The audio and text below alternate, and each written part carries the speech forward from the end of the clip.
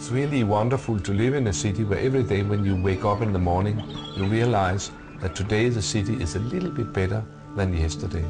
I've had this feeling now for almost 40 years.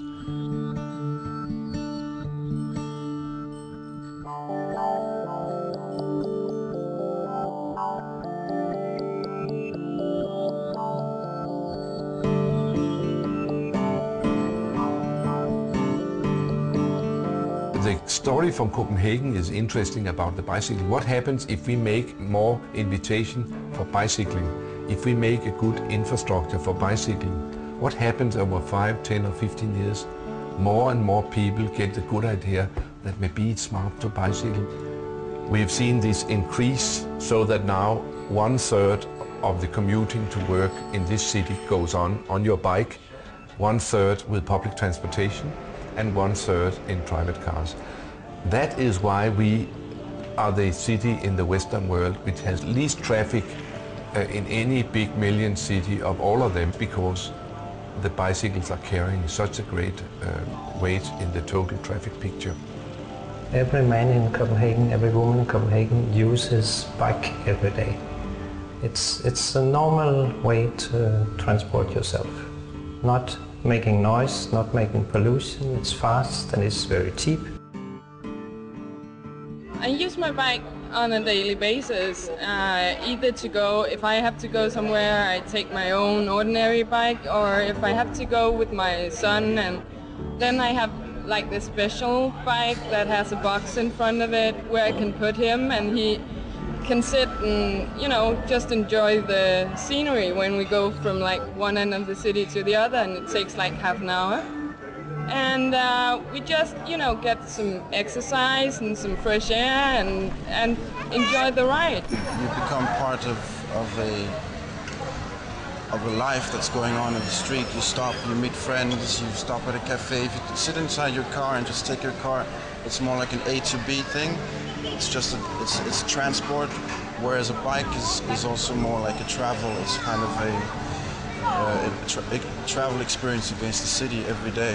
We are standing now on one of the major arterial roads leading out of the center of Copenhagen. And it used to be a 4-lane road with buses and traffic congestion and lorries and the whole hula boo. Now it has been reconfigured. They have taken lanes from the automobile traffic and given them to the bicyclists and given them to a more smooth traffic system. So here you have the bicycle lanes. When you have space, you can make parking, but you will make little islands so that you can narrow the gap you have to walk when you have to cross the street.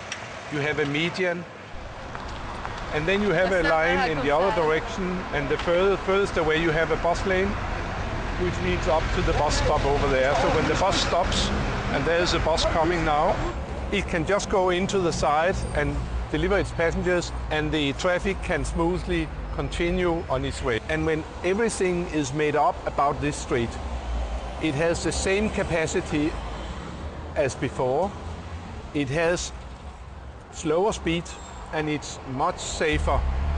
It's not the biggest or the strongest who has the first right, but it's always first the pedestrian, then it's the guy on the bicycle, then it's the guy on the scooter, then the guy in the car, and the guy in the big truck is the last in the hierarchy. We used to have 120 people killed in Copenhagen traffic 30 years ago, and now we have between 12 and 15. But still we have maybe 4 dead cyclists at the end of the year. That's too bad. We have to try to do more about it, but it's hard to get it to 0, this number. I wouldn't think of buying a car because you don't need it. Because if you have a bicycle here in Copenhagen, it is like driving a car, because the road has been built so you have a special street for the bike, and also like the lights and everything, so you have to follow the main traffic rules if you're biking. So you don't need it, you know?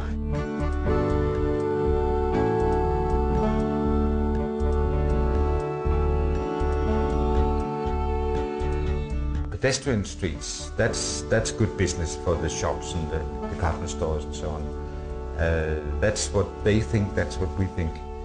So you won't find resistance towards pedestrian streets from the trade, from the shops and so on. You wouldn't find that. If you take a closer look at Copenhagen, the first pedestrian street was made already in 1962, and that was one of the first major pedestrianization schemes in Europe. That was sort of at the very beginning of the whole movement of taking interest in public space, right here in Copenhagen.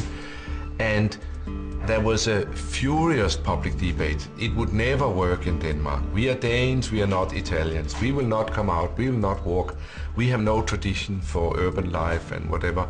And all the businesses would go broke. There was enormous resistance from the shops. But experience shows that they didn't lose sale, and that was actually a good thing for them also.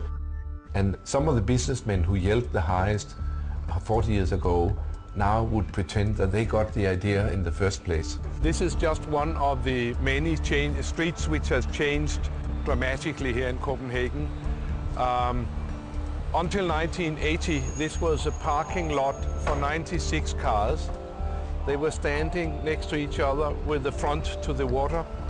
Then these parked cars were taken out and the traffic was taken out. It was turned into a people's street and has become a tremendous success. On any day, especially in the summer, you will see a fantastic life here. Sometimes even almost too much, too popular. If you don't have enough nice spaces, you can see these overcrowded spaces, but then you should just make more spaces. This street is quite interesting because this street is not a pedestrian street. It's not a traffic street. It is what we call a pedestrian priority street. That means it's paved from wall to wall with nice pavement, but it is open to pedestrians and to bicycles and to cars.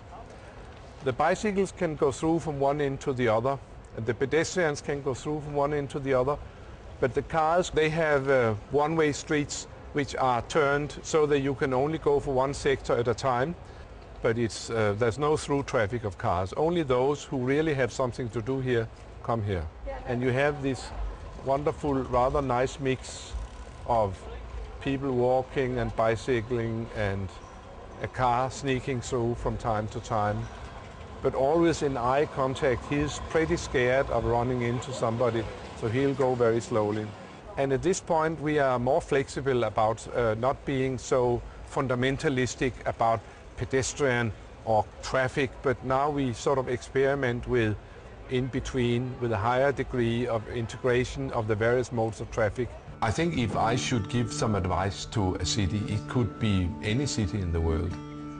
That is to try to take the people in the city seriously, more seriously, just as seriously as we have been used to take the traffic of cars.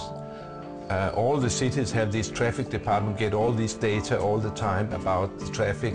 They know everything. But when it comes to people in the city, we know most cities know nothing. So have a goal like introducing bicycling in New York and carry it through. And then I think, I'm sure it's going to be a success, and I'm sure that the reward will be the politically speaking at the next election.